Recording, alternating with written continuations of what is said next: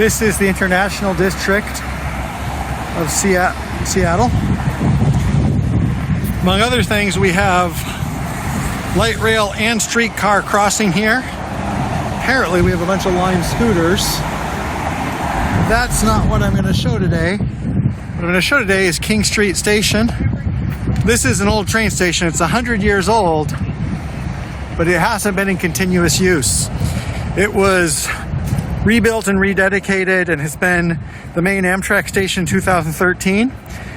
The Empire Builder and the Coast Starlights both start or terminate here, depending on how you look at it. There is also Amtrak Cascade, which goes south, and they continue through, some of them to the north, like the ones we were on 2 years ago. From the outside, from this side, this looks like, well, we have some neon light, we have some nice old brick, but what we are going to see will be more apparent when we walk down these stairs.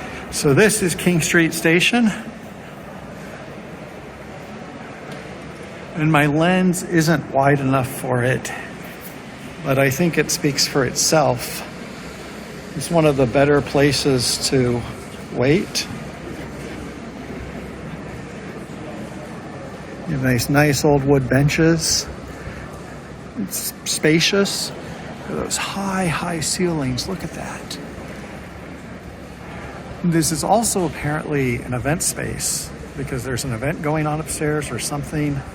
And I thought maybe I could go up there and photograph it from there, but I cannot. But this is King Street Station. So this is one of the more popular Amtrak stations in the country and probably one of the top three outside of the Northeast Corridor. It's like Chicago, Los Angeles, and this as far as how many passengers board here, because you do have many trains going through here, both the local trains and the long distance trains and the Sounder trains. So this is King Street Station, and this is where I am starting the last leg of my trip back to Spokane, 5 o'clock.